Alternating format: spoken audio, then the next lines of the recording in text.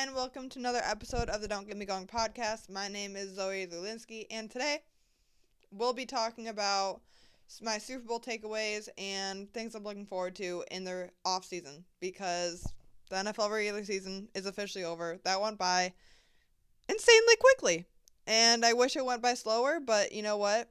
The faster it goes, the faster I am done with the school year. So I'm excited about that. Anyway, I did not have an episode last week, so if you're looking for it, I'm sorry. I did not have an episode to upload last week. But so I'm gonna be giving you guys my late Super Bowl takeaways, some takes I have, and then looking into some NBA news. There's been some big NBA news about a couple key players today even. So I'll be getting into that, especially with this NFL season ending. I may be posting slightly less.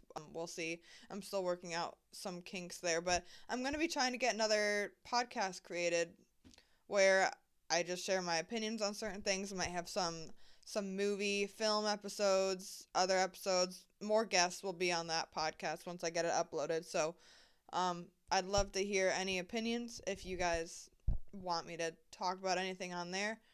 But let's get going on the Super Bowl. So the Eagles beat the Chiefs 40-22.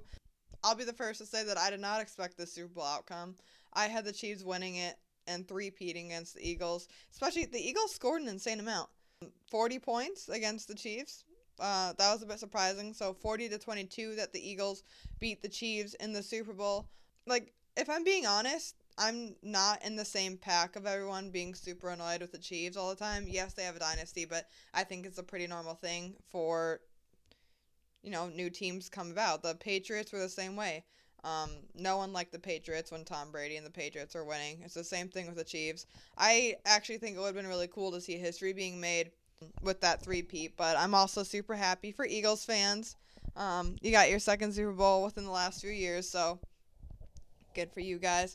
Could this be an end of a dynasty? I mean, Andy Reid, I don't think he's going anywhere as a coach as of now, but Travis Kelce's getting older. He's heading into his last year or so of his contract. I think he'll probably play out his last year and then maybe retire from there. He has a lot of other things going on. He has his podcast. He has a bunch of advertisements he's in. I think he's in a stable situation. I think he's around 36 years old, so who knows? They have a couple older guys. Their offensive line might be getting revamped a bit with Trey Smith and a couple guys leaving on the offensive side, especially DeAndre Hopkins is a free agent. Marquise Brown is also a free agent at the wide receiver position. So we might see a revamped offensive look for the Chiefs next year, depending on some of the situations that play out. But, I mean, it wasn't as entertaining of a Super Bowl as I was hoping for.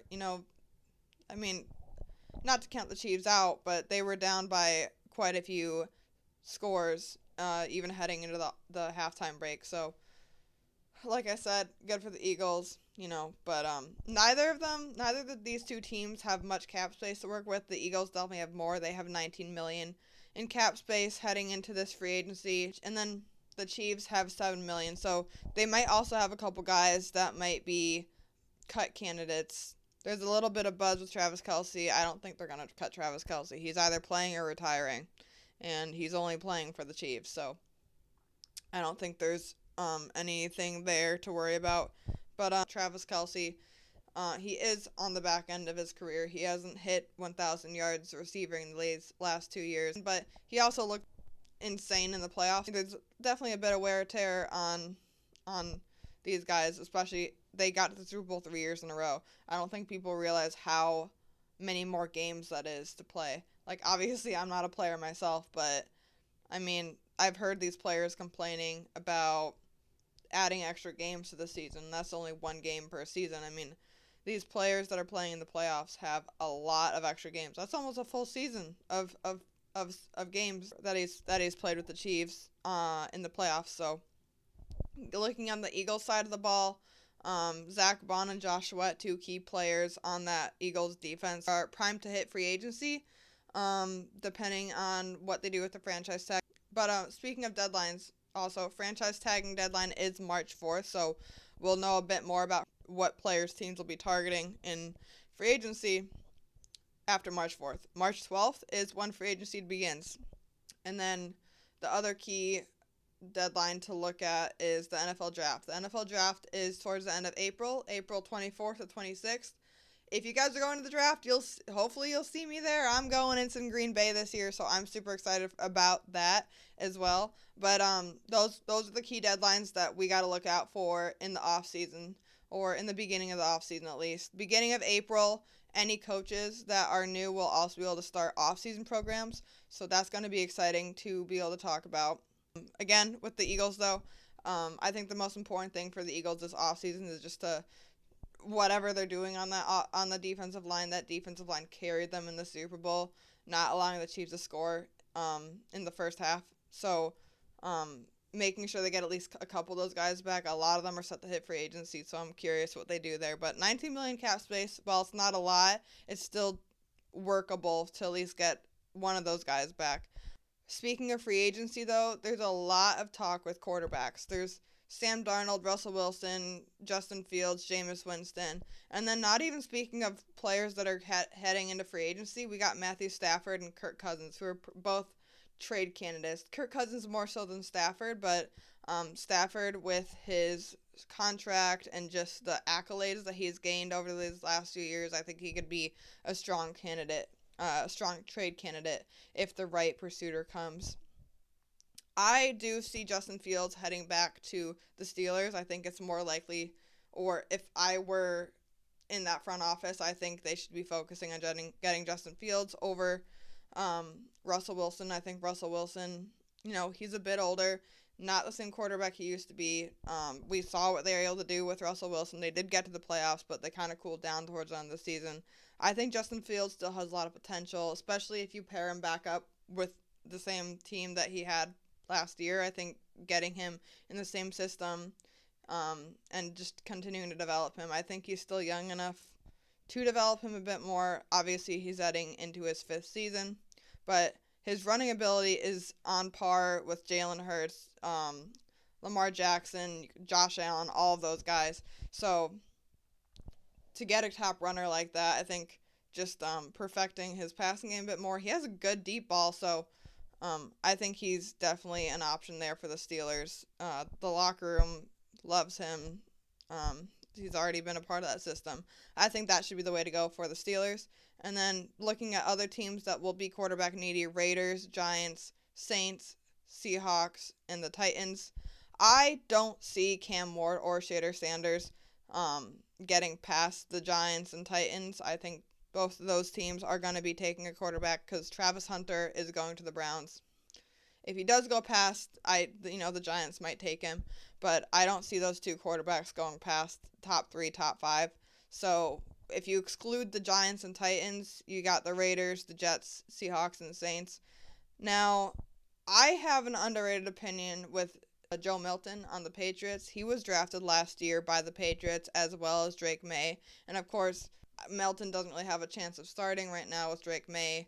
He's a second-year quarterback, and he was, top 3 pick in the draft for a reason for the Patriots. So the Patriots are going to be building around Dgmg, and I think Joe Milton, in the small bit that he did play last season, and even in the preseason, he's shown a lot of promise, and I think it could be likely that one of these teams, quarterback-needy teams, could take a chance on him, especially the Seahawks with Geno Smith. He's going to be heading into his final year of his contract, and letting Joe Milton sit another year behind Geno Smith, I think that could be something that the Seahawks try to do. The Saints are another category as well, just because they have Derek Carr right now, and they have a lot of positions of need on that team. But then the Jets and the Giants, the Jets, they're not continuing with Aaron Rodgers, so I don't see them keeping Devontae Adams. The Raiders, I think with all the cap space they have, they could be going with Kirk Cousins or one of those other veteran quarterbacks like Sam Darnold or Matthew Stafford even. Matthew Stafford is going to be coming in with a big contract. He wants to get another contract, and I think with his accolades, the Raiders could definitely spend big on a veteran guy who could just, fall right into a team like the Raiders.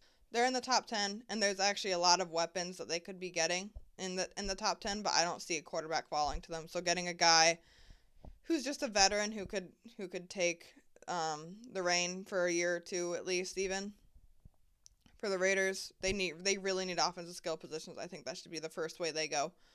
And then, like I said, with the Titans, I think the Titans should be drafting Cam Ward. I think, as of now, that's my number one pick. I don't think Abdul Carter should go first either, especially for the Titans. The Titans' number one priority should be a quarterback. And then heading into a couple of the other top candidates, we got Khalil Mack, Josh Sweat, Hassan Reddick, and Malcolm Kuntz, who are a bunch of other guys all right in the top 20 in top free agents. So you could look at almost any team in the league and edge rusher would be a good fit. You got some of the top teams like the Lions.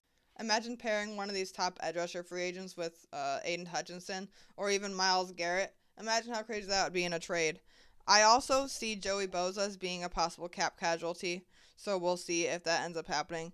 They would also be, if that does happen though, they'd be losing Khalil Mack and Joey Bosa, and they're a team that could use another edge rusher, so if that does happen. But the salary cap for free agency is just a really big thing, I would say, to keep an eye on. Patriots, Raiders, Commanders, and Cardinals are the top few teams with the top cap space. And I think something really interesting to look at, the Packers are just outside the top 10 in cap space, but for an NFC North division where all of them were really, the Bears only had 5 wins. They had potential. They have potential this next season coming up with Ben Johnson. But for the 3 other teams, for them to be this good and still be so high, the Lions, Bears, and Vikings are all top 10 in cap space. And then the Packers are just outside, around 13 or 14. So all 4 of these teams in the best division possible, who all made the playoffs except the Bears, have a lot of cap space to work with. I think the Bears, their number one priority should be offensive line. Trey Smith is likely not going to get re-signed by the Chiefs and will not be able to match one of these expensive offers these other teams will be giving him. The craziest thing, the Patriots have over $100 million in cap space. They're going to be going crazy. Their number one priority should be getting weapons for Drake May. T. Higgins, depending on if he's franchise tagged or not, should be the number one priority at wide receiver. And then the Commanders even could go after a guy like him. They need to get another wide receiver weapon for that offense to take another step forward. And then to look into the Bills, I think for the Bills to take another step forward and get into that Super Bowl position, they need to get a star wide receiver for Josh Allen. Josh Allen had his MVP year last year. Amari Cooper is pretty solid. He didn't do much with them last year, though. They got Matt Collins, who's also hitting free agency. Amari Cooper and Hollins are both going to be hitting free agency. I could see Hollins coming back to the Bills, though, but they need to get another guy. They can't just have Khalil Shakir. They need a big number one option. You got guys. You got Chris Godwin, Stephon Diggs, Devontae Adams, who I think he's not in free agency, but I think he'll be an option available to trade for. So those are some options, or even a couple other side weapons like DeAndre Hopkins and Marquise Brown. I don't think those should be big number one options, but you also got the draft.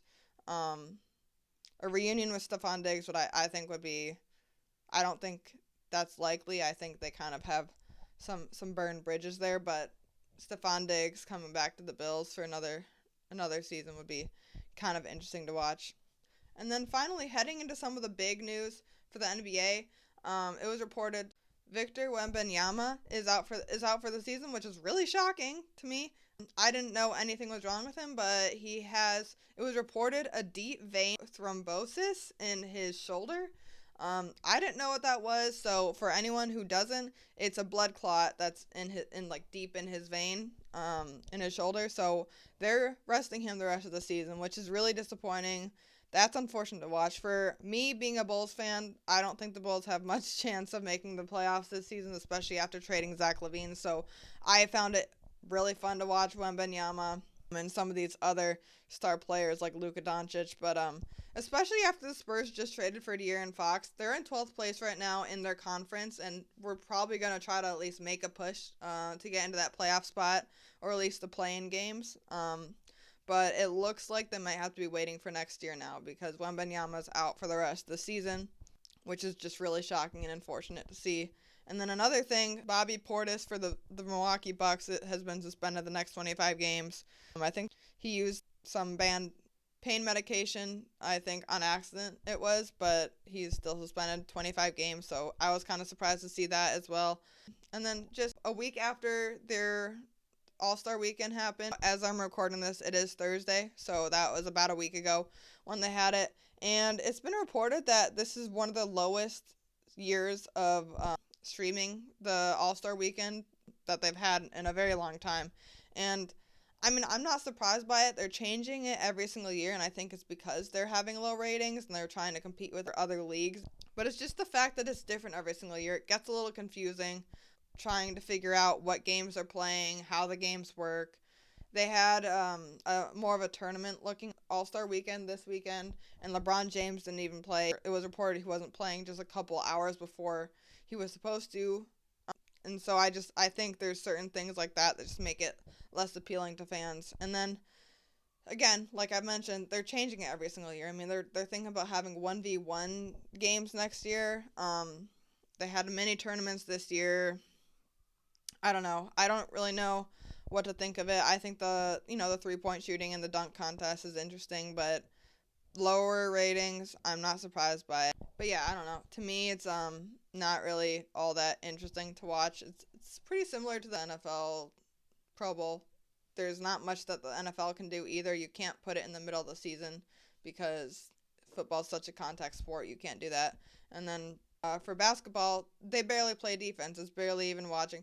To me, I don't find any of these types of things that interesting because they're not really playing actual sports, and half the guys that are elected sit out. Like the Pro Bowl this year for the NFL, half the guys that were elected to the Pro Bowl didn't end up even going. So it's these reserve players who, obviously they're still good. They're still in the Pro Bowl, but it's just not the same. They don't have the same normal football games that they used to. And it feels pretty similar in the NBA with no defense being played, all these players sitting out. I don't know how to fix it, but there's definitely some problems there with ratings, and that I'm curious to see what these leagues do in the future. But other than that, this is all I have for you guys today in this podcast. If you're listening on YouTube, go to Spotify, and if you're on Spotify, go to YouTube. Also, please check out my Instagram and TikTok page. Just don't get me going. And don't get me going about sports. I love sports. I'll continue to talk about sports, but thank you guys for listening, and I'll see you guys next time.